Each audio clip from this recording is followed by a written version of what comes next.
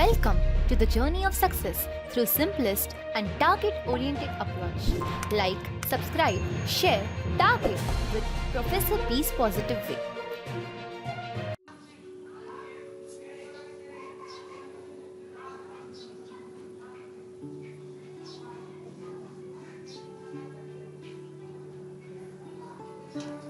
नमस्कार विद्यार्थी मित्र हो. आपण व्हिडिओ सिरीजच्या मार्फत एमपीएससी स्पर्धा परीक्षा या अंतर्गत गट क, गट ब, गट अ या अंतर्गत कोणत्या स्पर्धा परीक्षा घेतल्या जातात हे पाहत असताना या ठिकाणी या व्हिडिओच्या माध्यमातून आपण ग्रेड सी, ज्याला महाराष्ट्र गट क अराजपत्रित सेवा अधिकारी म्हटलं जातं, त्यात साधारणपणे 3 संवर्ग किंवा 3 पदाचा अंतर्भाव असतो. या व्हिडिओच्या माध्यमातून या तिन्ही संवर्गासाठी कुठली परीक्षा पद्धती वापरली जाते, या परीक्षा पद्धतीमध्ये मुलाखत आहे का, आणि मुख्य परीक्षेमध्ये काही सिलेबसमध्ये चेंज होतो का, याही पलीकडे या परीक्षेची इलिजिबिलिटी काय आहे, शारीरिक अर्हता काय आहे, आणि हे पाहत असताना आपण या व्हिडिओच्या वेगवेगळ्या टप्प्यावर या परीक्षेच्या अभ्यासक्रमाचं नियोजन कसं करायचं हे देखील आपण या ठिकाणी पाहणार आहोत. व्हिडिओ तुम्हाला आवडल्यानंतर तुम्ही 4 पद्धतीने मला थँक्यू म्हणू शकाल. 1, या व्हिडिओला लाईक करून, 2, हा व्हिडिओ आपल्या मित्रपरिवारामध्ये शेअर करून, 3, टार्गेट कॉम्पिटिटिव्ह एक्झाम या चॅनलला सबस्क्राईब करून, आणि 4, या व्हिडिओच्या शेवटी दिलेल्या पेटीएम नंबरवर आपण एक व्हॉलंटरी डोनेटर व्हावं, जेणेकरून भविष्यामध्ये मला असे अनेक व्हिडिओ बनविण्यासाठी एक मोटिवेशन मिळेल. Let's target competitive exam with professor बीज पॉझिटिव्ह वे. सर्वात प्रथम आज आपण ही जी काही 3 पदं आहेत ज्या ठिकाणी आपण मेन्शनही केलेली आहेत, ESI, ज्याला आपण एक्साइज सब इन्स्पेक्टर असं म्हटलं जातं, टॅक्स असिस्टंट, त्याला आपण कर सहाय्यक असं म्हटलं जातं. तिसरं जे काही पदक आहे, ज्या पदाला आपण लिपिक आणि टंकलेखक मराठीमध्ये असं म्हटलं जातं, क्लर्क किंवा टायपिस्ट या पद्धतीचं हे पद आहे. महाराष्ट्र शासनामध्ये ही तीनही पदं जी ग्रेड सीच्या अंतर्गत येतात, कुठल्या विभागाच्या अंतर्गत येतात, कुठल्या विभागामध्ये यांची भरती केली जाते हे पाहणं सर्वात महत्त्वाचं ठरेल. यातील हे जे काही एक्साइज सब इन्स्पेक्टर्स आहे, यालाच आपण ESI असं नमूद केलेलं आहे. राज्य उत्पादन शुल्क म्हणजे ज्या ज्या ठिकाणी दारू असेल, बियर्स असेल, वाईन असेल, यांचं प्रोडक्शन करणं, यांची साठवणूक करणं, यांचं वाहन करणं, यावर राज्य सरकारच्या मार्फत जे काही नियंत्रण ठेवण्याचं काम केलं जातं, त्या नियंत्रणामध्ये हे जे काही दुय्यम निरीक्षक जे काही आहेत, एक्साइज सब इन्स्पेक्टर्स आहेत, यांची भूमिका सर्वात महत्त्वाची असते. म्हणजे महाराष्ट्र शासनाच्या अंतर्गत होम डिपार्टमेंट किंवा गृह विभागाच्या अंतर्गत ही पदे भरण्यात येतात. दुसरं जे काही टॅक्स असिस्टंट जे काही पद आहे, या पदाचा जर आपण विचार केला तर महाराष्ट्रातील जे काही फायनान्स डिपार्टमेंट आहे किंवा वित्त मंत्रालय जे काही आहे, या अंतर्गत या पदामध्ये भरती करण्यात येते किंवा या पदाची रिक्वायरमेंट असते. आणि तिसरं जे काही आहे, ज्याला आपण लिपिक टंकलेखक असं म्हटलं जातं, तर महाराष्ट्र शासनाच्या अंतर्गत जो काही सामान्य प्रशासन विभाग आहे, मे बी या ठिकाणी सरकारची ज्या पद्धतीनं रिक्वायरमेंट असेल त्या पद्धतीनं तुम्हाला वेगवेगळ्या डिपार्टमेंटमध्ये एक लिपिक आणि टंकलेखक म्हणून काम करावं लागेल. आपण ही तीनही पदं जी ग्रुप सी सेवा परीक्षा या मार्फत भरली जातात, त्यांचं डिपार्टमेंट कुठं आहे हे आपण पाहण्याचा प्रयत्न केला. नेक्स्ट प्रश्न पडतो की यामध्ये आरक्षण कशा पद्धतीचं आहे. ज्या पद्धतीनं आपण बाकीच्या MPSC ग्रेड ए, ग्रेड बी, ज्यामध्ये डेप्युटी कलेक्टर्स आहेत, ज्यामध्ये इतर ऑलमोस्ट नियर टू 29 पदं जी काही आहेत, आणि त्यानंतर जे काही आपल्याला PSIचं पद आहे, त्यानंतर आपल्याला जी काही ग्रेड बीचं अराजकीय पद आहे, राजपत्रित अधिकारी, राजकीय शब्द हा चुकीचा असेल, जे काही अराजपत्रित अधिकारी नॉन गॅझेटेड पोस्ट आहे, त्यामध्ये PSI येतं. त्यामध्ये आपण जर पाहिलं तर STIची पोस्ट येते, ASOची पोस्ट येते. त्याच पद्धतीनं याही पदामध्ये आपल्याला त्या कॅटेगरी वाईज एक ॲडव्हर्टाईज दिसते, आणि ज्यावेळेस नोटिफिकेशन येतं, ज्यावेळेस ॲडव्हर्टाईज येते, त्यावेळेस आपल्याला ही तिन्ही पदं ही कशा पद्धतीने भरली जातात किंवा तिन्ही पदासाठी कशा पद्धतीने आरक्षण आहे हे आपण नमूद केलं जातं. मुद्दाम मी हा एका वर्षीचा डाटा तुमच्यापुढे प्रस्तुत केलेला आहे. जर आपण हा टॅक्स असिस्टंट या पदाचा जर विचार केला तर वेगवेगळ्या कॅटेगरीसाठी जे काही कंपार्टमेंट रिझर्वेशन, ज्याला आपण समांतर किंवा सामाजिक आरक्षण असं म्हटलं जातं, जे महिला वर्गासाठी आहे, माजी सैनिक वर्गासाठी आहे, खेळाडू वर्गासाठी आहे, इवन अनाथ या घटकासाठी आहे.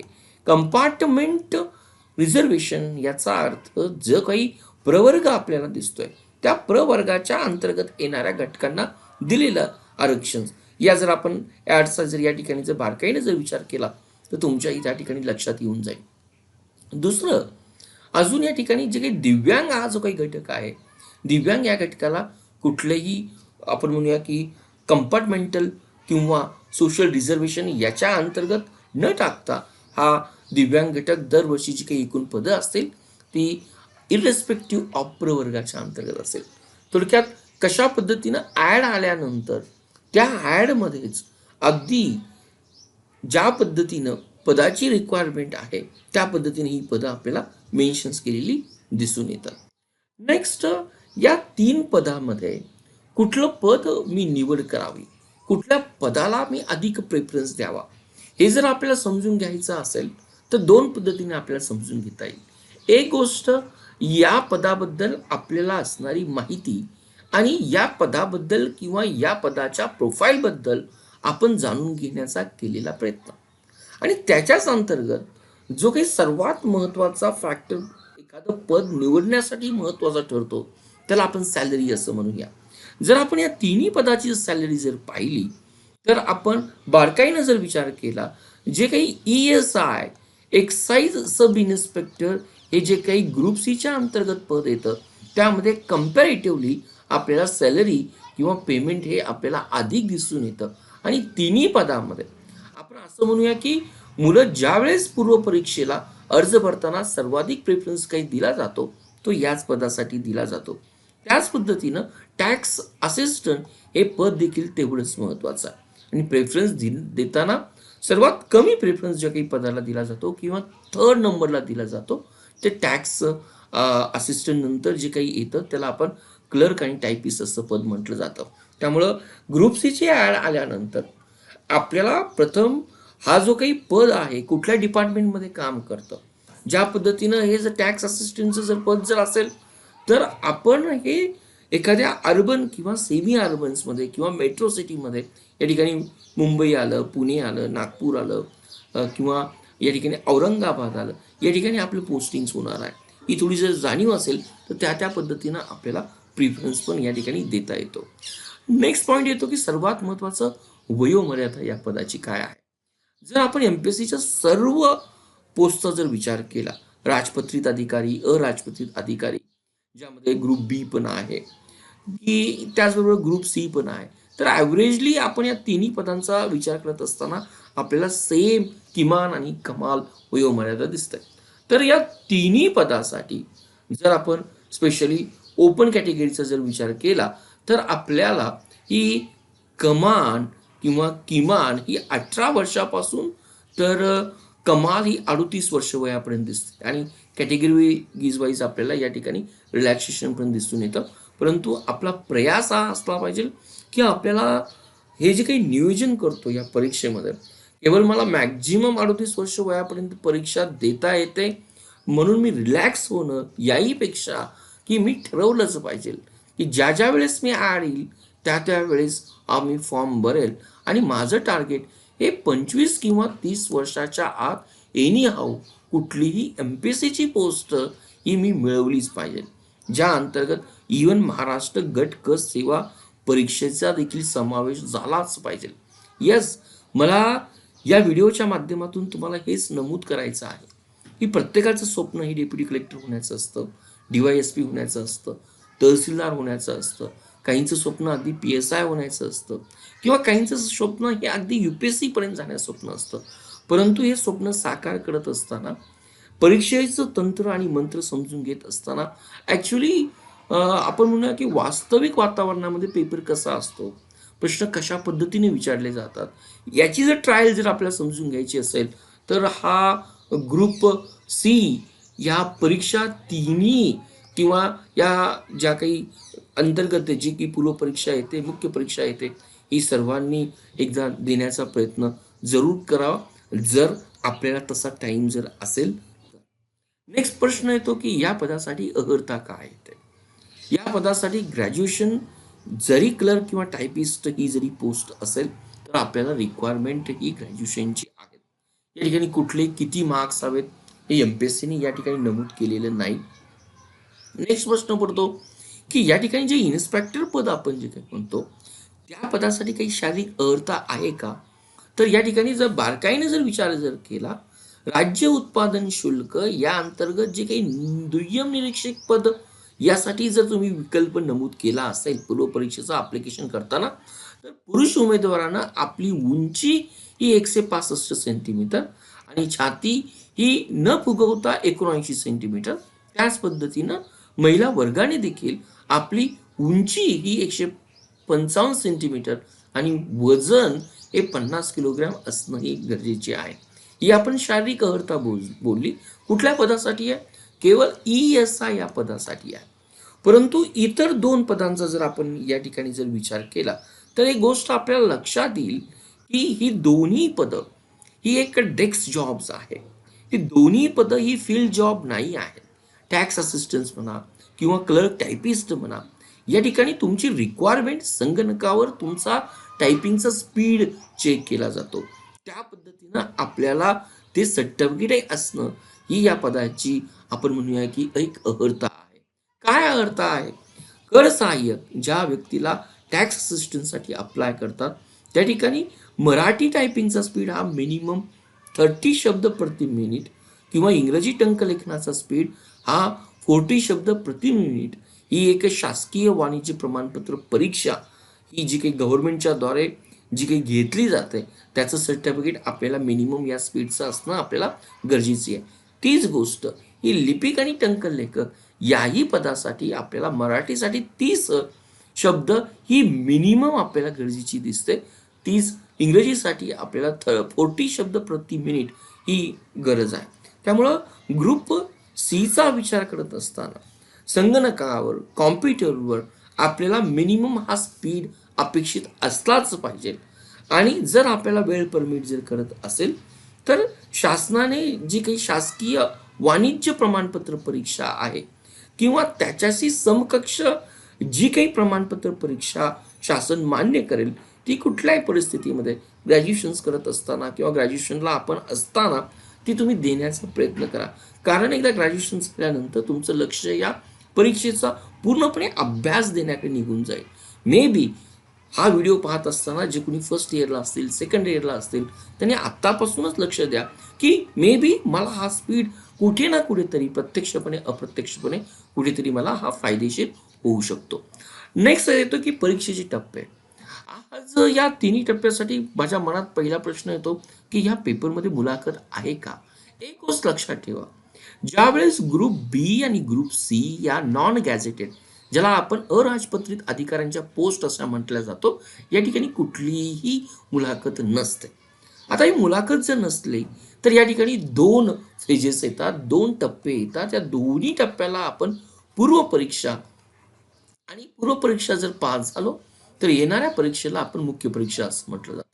या ठिकाणी पूर्व परीक्षा ही क्वालिफाईंग नेचर्स, म्हणजे रँकिंग तुमची ठरवत असताना केवळ फायनल परीक्षेचेच मार्क गृहीत धरले जातात.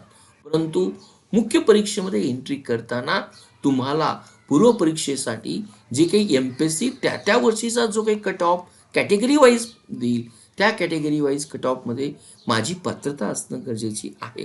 ही अट आपण या ठिकाणी समजून घेऊया. आता या दोन्ही परीक्षेचा जर अजून जर बारकाईने जर विचार केला, तर ही पूर्व परीक्षा आपल्याला 100 मार्कासाठी असणार आहे. त्याचबरोबर ही जी काही मुख्य परीक्षा आहे, यामध्ये आपल्याला पेपर 2 असणार आहे. एक पेपर फर्स्ट असणार आहे आणि दुसरा जो काही पेपर असणार आहे तो पेपर सेकंड असणार आहे. म्हणजे ही जी काही पूर्व परीक्षा जी काही आहे, ही तिन्ही पदासाठी या ठिकाणी एक्साईज सब इन्स्पेक्टर्स आहेत, टॅक्स असिस्टंट्स आहेत, क्लर्क टायपिस्ट आहे, या तिन्ही पदासाठी देणं कंपल्सरी. परंतु पास झाल्यानंतर यातील मुख्य परीक्षेमधील हा जो काही पेपर 1 आहे हा देखील कंबाईन असणार आहे, हा देखील संयुक्त असणार आहे, ज्यामध्ये मराठी आणि इंग्रजी हे कॉम्बिनेशन असणारे आपल्याला पेपर असणार आहे. आणि पेपर जो काही सेकंड आहे त्या त्या पदाची जी काही रिक्वायरमेंट आहे त्या पदाच्या रिक्वायरमेंटनुसार आपल्याला तो सिलेबस असणार आहे. त्याचा बारकाईने आपण या ठिकाणी अभ्यास तर करूया, परंतु ही रिक्वायरमेंट आपण समजून घेऊया. अजून हे दोन्ही स्टेजेस ज्या काही आहेत इतर एमपीएससीच्या परीक्षेसारख्या या देखील आपल्याला एमसीक्यू दर्जाच्याच आहे. याही ठिकाणी आपल्याला 1/4 निगेटिव्ह मार्किंग्स आहे.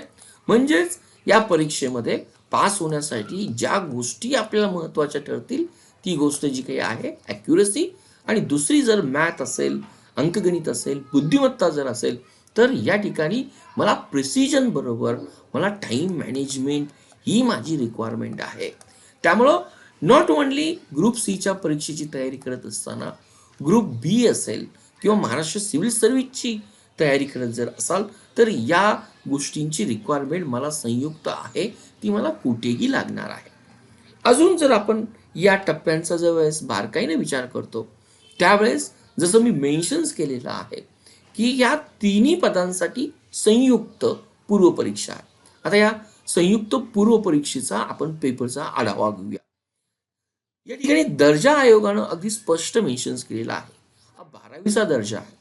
म्हणजे ज्यावेळेस आपण महाराष्ट्र सिव्हिल सर्व्हिस परीक्षेचा विचार करतो ज्यामध्ये डीवायएसपीची पदं आहेत, ज्यामध्ये बीडीओचं पद आहे, आणि ज्यावेळेस आपण दुसऱ्या अराजपत्रित ग्रेड बीचा विचार करतो ज्यामध्ये पीएसआय आहे, ज्यामध्ये एएसओ आहे, ज्यामध्ये एसटीआय आहे, आणि ही जी काही तिसरी ग्रुप सीची परीक्षेचा विचार करतो हा दर्जा खूप महत्त्वाचा. या दर्जा जर तुमच्या लक्षात आला तर ही 12वीचा दर्जा आहे. आणि उर्वरित मी ज्या काही दोन तुम्हाला ग्रेड बी आणि ग्रेड एच्या पोस्ट सांगितला त्यांचा दर्जा हा आपला पदवी दर्जा दिसतो.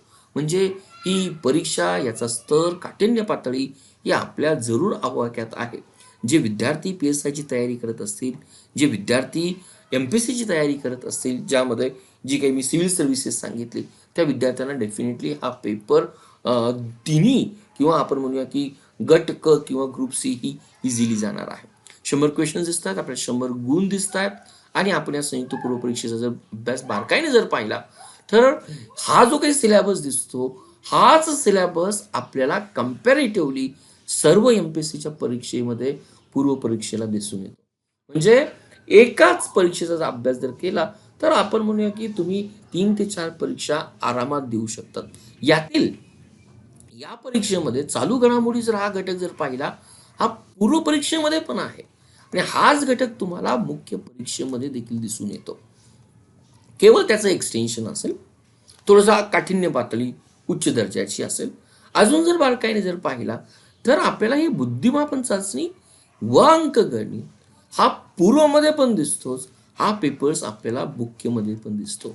त्यातील काही विषय जे काही असे आहेत की नागरिक शास्त्र घ्या, इतिहास घ्या, हे आपल्याला प्रत्येक ठिकाणी सामान्य ज्ञान म्हणून आपल्याला त्याचा उपयोग होणार आहेतच. परंतु या ठिकाणी एमपीएससी जो काही कट ऑफ देतो तो कट ऑफ मिनिमम तोपर्यंत मार्क मिळवणं आणि त्याच्या पलीकडे जाणं ही महत्त्वाची गोष्ट आहे. जरी हा महाराष्ट्र गट क सेवा परीक्षा या दर्जाची जरी असेल तर जसं मी नमूद केलं की आज एमपीएससीचे सर्व विद्यार्थी एकदा याची ॲड आल्यानंतर अप्लाय करतात, परीक्षेला बसतात.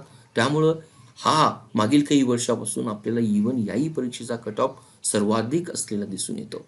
नेक्स्ट आपण पास झालेलो आहोत. मुख्य परीक्षेमध्ये ज्यावेळेस आपण एंट्री करतो त्यावेळेस आपल्याला 2 पेपर्स आहेत. यातील हा जर पहिला जर पेपर जर पाहिला तर पहिल्या पेपर्समध्ये आपल्याला भाषा हा पेपर्स कंबाईनमध्ये एमसीक्यू टाईप दिसतो. जर कंबाईनमध्ये जर असेल तर याचाही सिलेबस आपल्याला मोस्टली ग्रॅमॅटिकल कॉम्प्रिहेन्शन ओरिएंटेड असणार आहे. आणि आपल्याला दिसते मराठीचा पेपर हा 12वीच्या दर्जाचा आहे, इंग्रजीचा पेपर हा पदवी दर्जाचा दिसून येतो. आणि जे काही पदासंबंधी आपण म्हणूया की विशेष नॉलेज असणारा पेपर आहे तो आपल्याला पेपर नंबर 2 दिसतो. म्हणजे दोघांचाही जर विचार केला तर ही जी काही परीक्षा आपल्याला दिसते ही 200 गुणांची दिसते मुख्य परीक्षा. आणि या 200 गुणांपैकीच आपलं ही रँकिंग या ठिकाणी फायनल होणार आहे.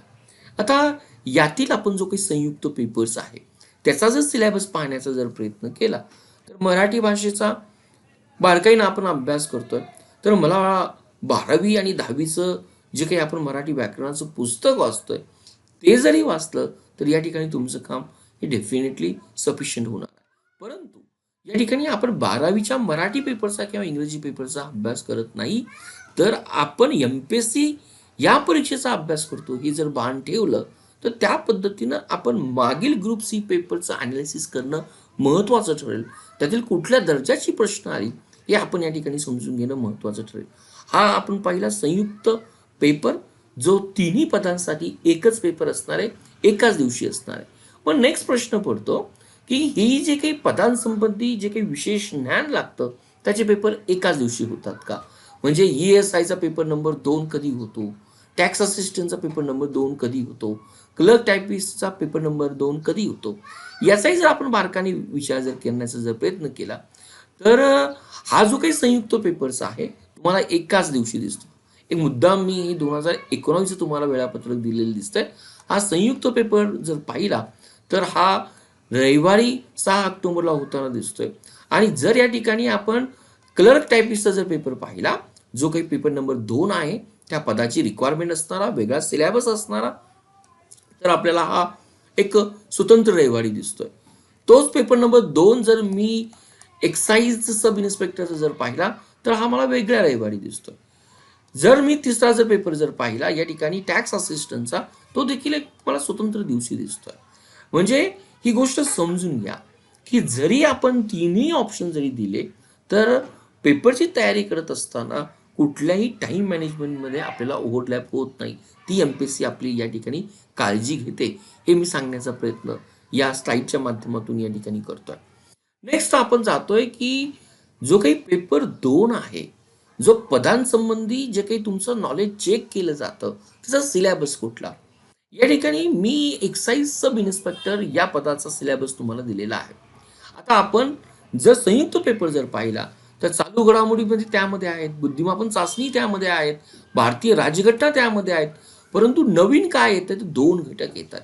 माहिती अधिकार अधिनियम दिसतोय, महाराष्ट्र लोकसेवा हक्क अधिनियम 2015 दिसून येतोय आणि संगणक आणि माहिती तंत्रज्ञान दिसून येतोय. हे दोन्ही पेपर अगदी आपल्याला PSI, STI आणि आपल्याला ASOI ही जी काही group B non gazetted post आहे, मी म्हणेल की हा सिलेबस अगदी कॉपी पेस्ट केलेला आहे. म्हणजेच या तिन्ही परीक्षेचा तयारी करणारे विद्यार्थी हे ESI होण्यासाठी देखील तयारी करत असतात, हे आपण या ठिकाणी समजून घेऊया. नेक्स्ट यातीलच जर अजून आपण नेक्स्ट पार्ट जर पाहिला ESI साठी ग्रुप सीच्या अंतर्गत पेपर 2 मध्ये अजून काय सिलेबस येतो, अगदी PSI मध्ये देखील हाच सिलेबस आहे आणि ESI मध्ये देखील सेम कॉपी पेस्ट सिलेबस आहे. परंतु ESI मध्ये एक्स्ट्रा काय आहे तर आपल्याला बॉम्बे प्रोव्हिजन ऍक्ट 1949 आणि Maharashtra excise manual 1, manual 2, manual 3 याची व्हॉल्यूम दिली. म्हणजे हा एक आपल्याला सिलेबस आपल्याला एक्स्ट्रा आपल्याला स्टडी करावा लागतो. बाकीचे ऑलमोस्ट जे काही 6 सेक्शन्स आहे ते आपल्याला एकच दिसून येतात. आणि जसं मी नमूद केलं की या ग्रुप सीचे ऍड आल्यानंतर जो काही प्रिफरन्स दिला जातो तो विद्यार्थ्यांकडून या ES पदासाठीच दिला जातो, जो एक आपण म्हणूया की स्वतंत्र पद आहे. नंतर आपण जातो टॅक्स असिस्टंट, कर सहाय्यक, जे विक्री विभागातील महत्वाचं पद आहे. या अंतर्गत जर आपण पेपर 2चा जर सिलेबस पाहण्याचा जर प्रयत्न केला तरी आपल्याला काही गोष्टी अगदी संयुक्त पूर्व परीक्षेच्या दिसून येतात. नागरिकशास्त्र येते, भारतीय राज्यघटना येते, पंचवार्षिक योजना हा आपल्याला या ठिकाणी किंवा आताच्या काळामध्ये 2015 पासून जो काही नीती आयोग आहे किंवा त्याच्याशी रिलेटेड जे काही घटक आहेत हे आपल्याला या ठिकाणी कव्हर करणं किंवा एक्स्ट्रा पार्ट आपल्याला कव्हर करावा लागेल.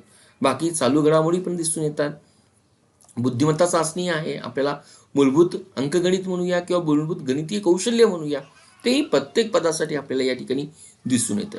अजून जर या ठिकाणी एक्स्ट्रा जर भाग पाहण्याचा जर प्रयत्न केला तर आपल्याला यामध्ये या टॅक्स असिस्टंट पदाच्या अंतर्गतच हा एक एक्स्ट्रा भाग आपल्याला दिसून येतोय. अंकगणित सर्व तिन्ही पदांसाठी आहे, परंतु हा जो काही एक्स्ट्रा भाग आहे पुस्तक पालन आणि लेखाकर्म बुक किपिंग, हा टॅक्स असिस्टंटची जी विद्यार्थी तयारी करतात त्यासाठी हा सेक्शन्स तुम्हाला एक्स्ट्रा करावा लागेल. बाकीचा सेक्शन्स तुम्ही ज्या काही इतर स्पर्धा परीक्षेची तयारी करताय त्याच पद्धतीचा आहे, परंतु त्यामध्ये आपल्याला एक इलिजिबल होण्यासाठी एक चांगल्या पद्धतीने लढा द्यावा लागेल. बाकीच्या गोष्टी आपल्याला कॉमन दिसून येतात. नंतरची जी काही पोस्ट आपल्याला दिसून येते, ज्याला आपण क्लर्क अँड टायपिस्ट असं म्हटलं जातं, कम्पॅरेटिव्हली याचा जर आपण ग्रुप सी मधील पेपर 2चा जर सिलेबस जर पाहिला तर हा सिलेबस अगदी सामान्य नॉलेज या घटकावर आधारित आहे. या ठिकाणी कुठलाही एक्स्ट्रा पार्ट तुम्ही कव्हर करत नाही. जे काही प्रीला करतात त्याचंच एक्सटेन्शन आपल्याला दिसतं. फक्त एकच जो काही सेक्शन 8 नंबरचा आहे, जो RTI महाराष्ट्र किंवा भारतातील जो काही माहिती अधिकार अधिनियम 2005 आहे आणि महाराष्ट्र लोकसेवा हक्क अधिनियम 2015 आहे, हा यामध्ये आपल्याला थोडासा एक्स्ट्रा भाग दिसून येतोय. या ग्रुप सीच्या अंतर्गत या सर्व पोस्टचा विचार करत असताना जर तुम्ही विचारलं की सर या व्हिडिओच्या माध्यमातून तुम्ही आपण काय नियोजन द्याल, तर या ठिकाणी जे काही विषय आपल्याला दोन्ही टप्प्यामध्ये दिसतात, यामध्ये आपल्याला चालू घडामोडी हा विषय दिसतोय, ज्या ठिकाणी आपण महाराष्ट्र टाइम्स मिनिमम हा 1 पेपर्स, त्याला सप्लिमेंटरी किंवा अल्टरनेटिव्ह लोकसत्ता, याही 2 पेपरपैकी कुठलाही एक पेपर जर प्रिफर केला तर जे काही MPSC पॅटर्न्स आहेत त्या पॅटर्नला हा आपला सिलेबस किंवा अभ्यास पद्धती ही मोर सुटेबल होऊन जाईल. दोन्ही पूर्व परीक्षेमध्ये आणि मुख्य परीक्षेमध्ये आपल्याला बुद्धिमत्ता त्याचबरोबर अंकगणित हाही घटक आपल्याला दिसून येतोय.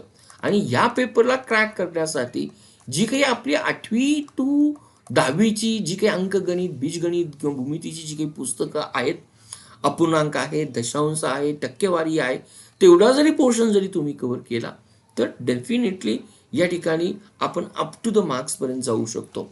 आणि नंतर आपल्याला जे काही भूगोल दिसतोय, इतिहास दिसतोय, राज्यघटना दिसते, जी मोस्टली आपल्या महाराष्ट्र ओरिएंटेड विचारली जाते, त्या ठिकाणी बेसिक लेवलसाठी आपल्याला महाराष्ट्र बोर्डची पुस्तके आणि त्यानंतर आपण जसा वेळ मिळेल त्या ठिकाणी संदर्भ पुस्तकं आहेत मार्केटमध्ये, तुम्ही पाहून तुम्ही त्या पद्धतीने स्वतःला आजमावू शकता. थोडक्यात या परीक्षेचं नियोजन मी काही वेगळ्या पद्धतीने सांगितलं नाही, परंतु जे विद्यार्थी इतर परीक्षेची तयारी करतात त्या विद्यार्थ्यांनी जर त्या तयारीच्या पिरियड्समध्ये हे ग्रुप सी ची परीक्षा आली तर तिला निग्लेक्ट करू नका.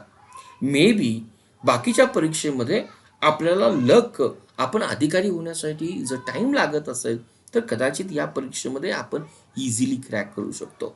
या व्हिडिओच्या माध्यमातून या परीक्षेतील इलिजिबिलिटी क्रायटेरिया, सिलेबस काय आणि अगदी थोडक्यात आपण नियोजन पाहण्याचा प्रयत्न केला. Thank you for watching Target with Professor Peace Positive Vic. We request you to be a voluntary donator to become our prime and pride motivator.